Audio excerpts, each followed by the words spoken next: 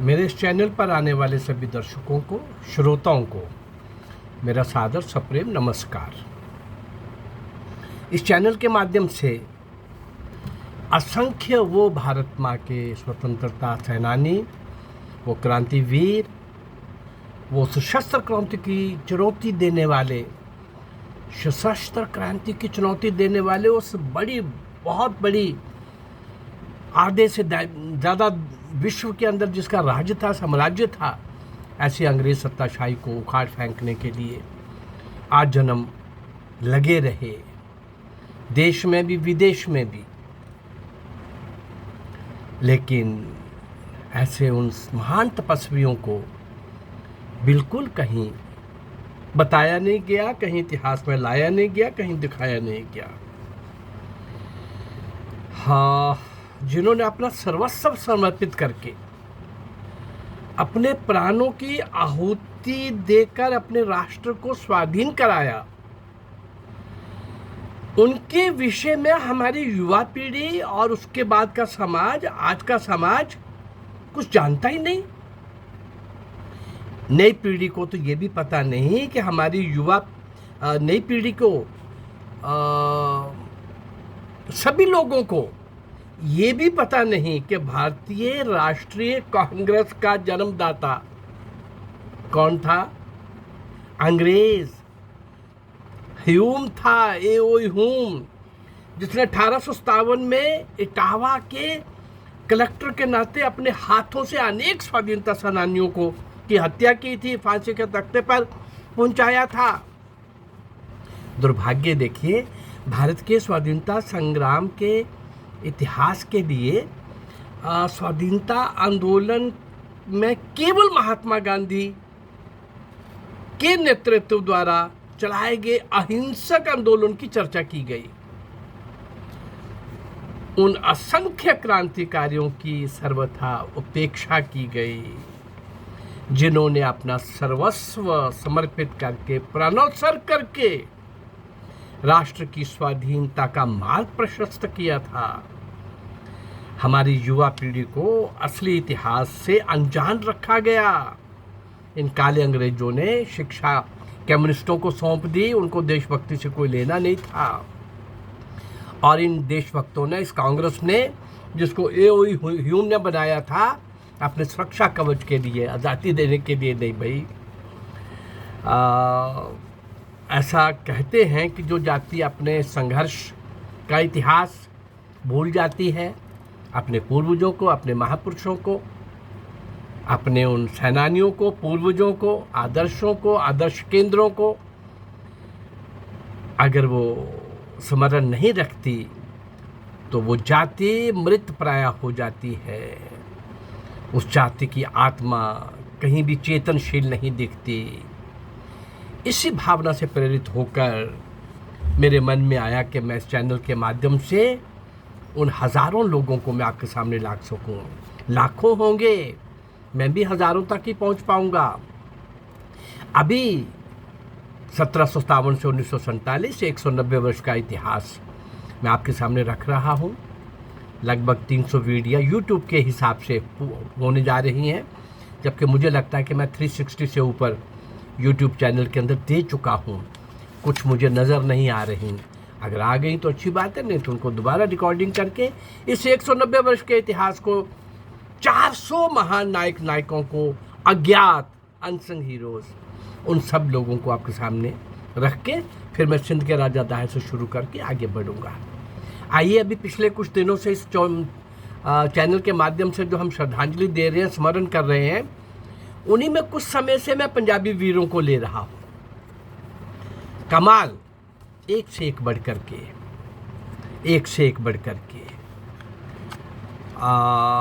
मेरी कोशिश है कि ये एक प्रयास है नई पीढ़ी के हृदय में राष्ट्रभक्ति के बीज अंकुरित करने का। शायद इस देश में उसर भूमि जो लॉर्ड मैकाले की शिक्षा रूपी खाद से बंजर हो चुकी है, अब भी किसी देशभक्त को जन्म देने में सक्षम हो जाए। और हैं देशभक्त, देश के अंदर बहुत से हैं। गद्दारों की संख्या उतनी नहीं है जितने देशभक्तों की है, लेकिन देशभक्तों को अपनी सक्रियता से परिचय देना होगा। देशभक्तों को नेतृत्व के लिए आगे आना पड़ेगा। आइए उसी श्रृंखला में उन सारे महापुरुषों को जानते हुए आज हम पंजाब के वीर सूरमों की पहचान करते हुए आज हम जो पंजाबी जिन सूरमों की मैं चर्चा कर रहा था उन्हीं में एक पिंड तुलेतों के भाई राम सिंह सन 1890 के करीब जिला जालंधर के पिंड तुलेतों में श्री जीवन सिंह के घर भाई राम सिंह का 1907 में भाई राम सिंह का 1890 में जन्म हुआ। जीवन सिंह के घर में 1907 में वो कनाडा चले गए। उन दिनों था, बहुत लोगों का मैं आपके सामने रख चुका हूँ। व्यापार में अच्छी रुचि होने के कारण उन्होंने वहाँ काफ़ी बहुत सा धन कमाया और वहाँ के भारतीय व्यापारियों में अच्छे धनवान माने जाने लगे। रिच जो लोग थे हमारे वहाँ के, ये सब होते हुए भी निर्भिमान सरल स्वभाव के थे भाई राम सिंह। और उस पूंजी को, उस पैसे को जो उन्होंने व्यापार करके कमाई थी, वो पूंजी देश और कौम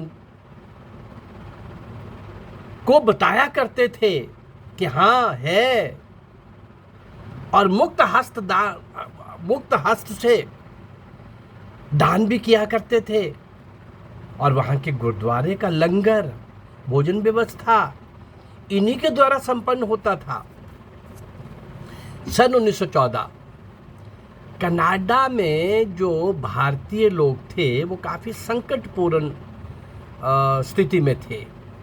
खासकर 1914 में जब प्रथम विश्व युद्ध आरंभ हुआ, कामागाटामारू जहाज के यात्रियों पर काफ़ी जुल्म अंग्रेज़ों के द्वारा हो रहे थे। व्यापार भी थोड़ा मंदा पड़ गया था युद्ध के कारण। और दो नेताओं को गुरुद्वारे की प्रार्थना सभा में मार भी डाला गया था। उन दोनों के मैं एपिसोड भी दे चुका हूँ। ऐसी सब बातों ने, परिस्थितियों ने वहाँ की परिस्थिति बदल दी थी। गुलामी की ठोकरें सह सहकर लोग, बाहर भी ऐसा लगता था कि हम अपमानित होते हैं, हम गुलाम हैं। ऐसे कुछ दर्द लेकर कुछ लोग आतुर थे वापस आने के लिए, स्वदेश लौटने के लिए। इतना ही नहीं, लोगों ने भाई राम सिंह से भी भारत लौटने का आग्रह किया। जिस भाई राम सिंह की आज हम बात कर रहे हैं उसको भी कहा गया भी आप भी चलो। भाई राम सिंह भी कनाडा से चले, लेकिन संयुक्त राज्य अमेरिका चले आए। वहाँ के भारतीयों ने उन्हें भारत ना लौटकर अमेरिका में ठहरकर काम करने को कहा। भाई आप तो संपन्न भी हो, योग्य भी हो, क्रांतिकारी हो, जोश वाले हो, आपकी मोटिवेशन में बड़ा दम है, आप क्या करोगे भारत जाकर के? यहाँ जो भारतीय रह रहे हैं और संपन्न भी हैं, उनको सशस्त्र क्रांति के लिए तैयार करेंगे। ऐसा इनको कहा गया भाई राम सिंह को अमेरिका में। और भाई राम सिंह चीन जापान होते हुए एक बार अमेरिका आ गए, पुनः अमेरिका में आ गए फिर से। भाई राम सिंह ने गदर पार्टी को इतना बल प्रदान किया कि पार्टी के लोग उन्हें ही, भाई राम सिंह को ही सेंट्रल कमेटी का चेयरमैन, अध्यक्ष बनाना चाहते थे। लेकिन वे उसके प्रधान बनने को तैयार ना हुए, क्योंकि वो कहते अरे भाई, उनका तर्क क्या था, मैंने ही कमेटी बनाई है और मैं ही इसका मुखिया बन जाऊं, ये कैसे हो सकता है? आजकल तो मुखिया बनने की मारामारी चलती है और बहुत कुछ चलता है, लेकिन उन्होंने अपना सारा समय पार्टी के काम में लगाया, मिशनरी बन के पार्टी को आगे ले जाने में। इसी मध्य क्या हुआ कि अमेरिका ने भी महायुद्ध में भाग लेने की घोषणा कर दी, जो प्रथम विश्व युद्ध था। तो गदर पार्टी के जो विशेष खास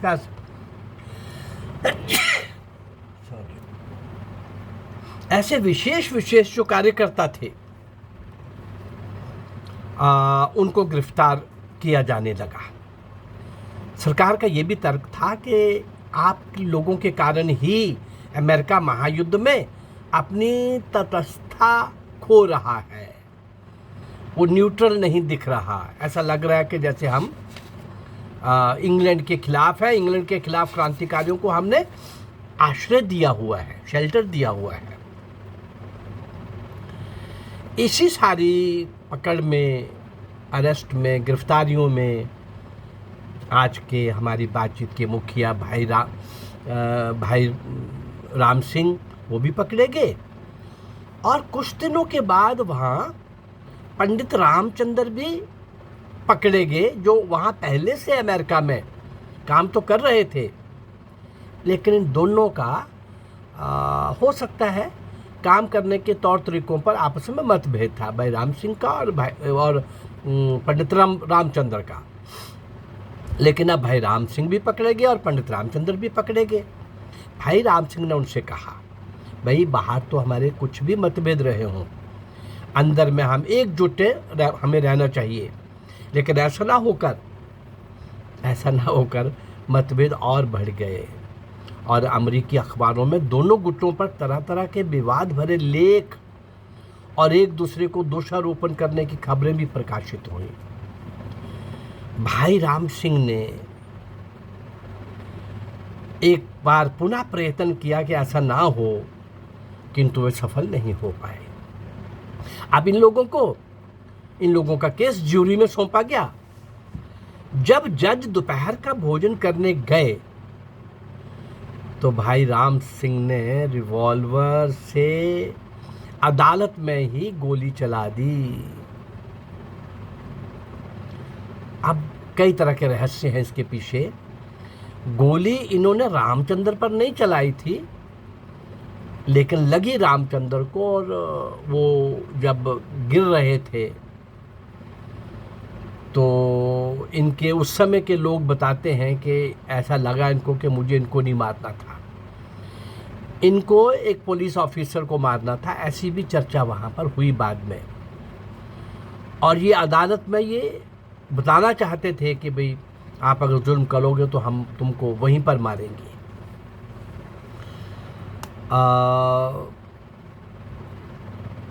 गोली रामचंद्र को लगी और रामचंद्र जी वहीं पर ढेर हो गए।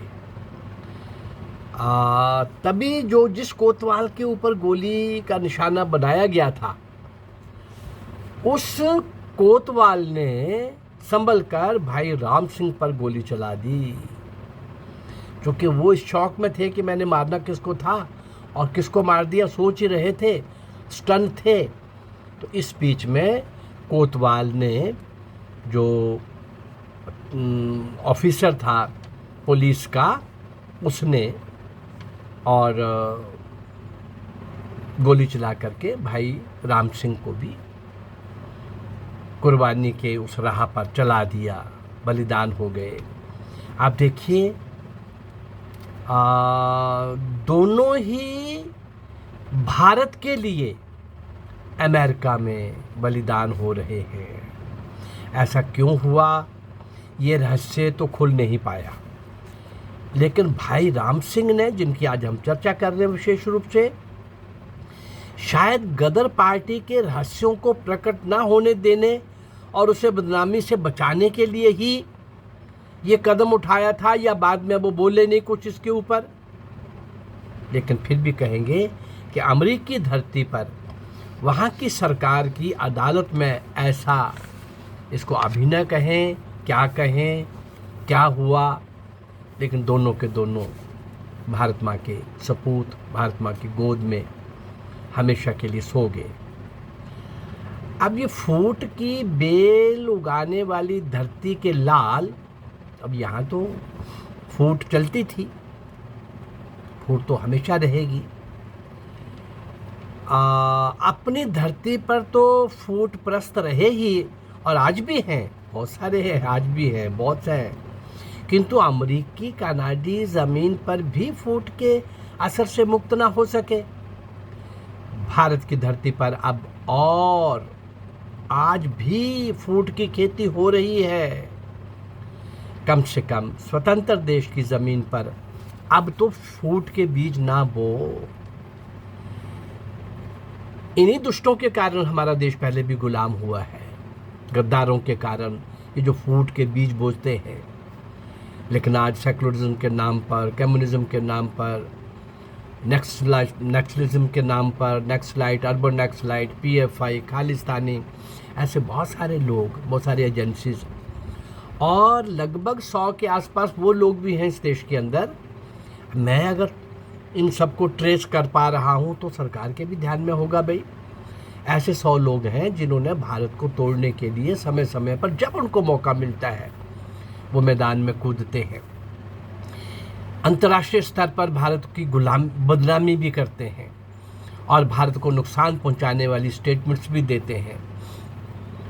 ऐसे दुष्टों को सरकार क्यों नहीं कटघरे में खड़ा करती, और आज के इन गद्दारों के खिलाफ क्यों नहीं सख्त कानून बनाती। देशद्रोहियों की संख्या है, ज़्यादा नहीं है लेकिन है, लेकिन यही बहुत है देशद्रोहों का झंडा बुलंद करने के लिए, समय समय पर देश विदेश में भारत को बदनाम करने के लिए।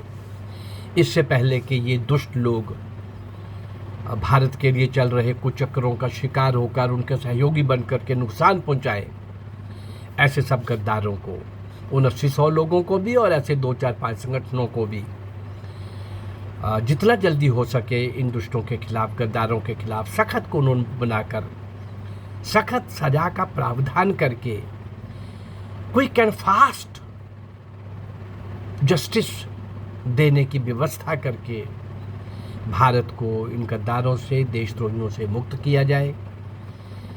बहुत बलिदानों के बाद, कुर्बानियों के बाद मिली हुई स्वतंत्रता फिर अगर दांव पर लग सकती है, चूँकि इन लोगों के कारण ही पहले हम बदनाम हुए, गुलाम हुए हैं, और आज भी क्यों नहीं हो सकते अगर इन लोगों की कोई व्यवस्था नहीं की गई, प्रबंध नहीं किया गया। इस स्वतंत्र देश में लोकतंत्र के नाम पर आप कुछ भी बोलोगे और कुछ भी करोगे, नहीं चलेगा भाई। इस चैनल के माध्यम से उन सारे क्रांतिवीरों को, हुतात्माओं को, नींव के पत्थरों को, भारत माँ के सपूतों को, वीर क्रांतिकारियों को आपके सामने लाने का लक्ष्य इतना ही है कि इनको कोई याद नहीं करता, कोई इतिहास में इनको स्थान नहीं मिला। और मेरी कोशिश है कि मैं सिंध के राजा दाहिर से नेताजी सुभाष चंद्र बोस तक 1000 नायक और नायिकाएँ आपके सामने लाने का मेरा प्रयास रहेगा। मेरा अगर ये प्रयास आपको अच्छा लग रहा है तो मेरे इस चैनल को लाइक करिए, सब्सक्राइब करिए और इसको शेयर करिए। नमस्कार, जय भारत।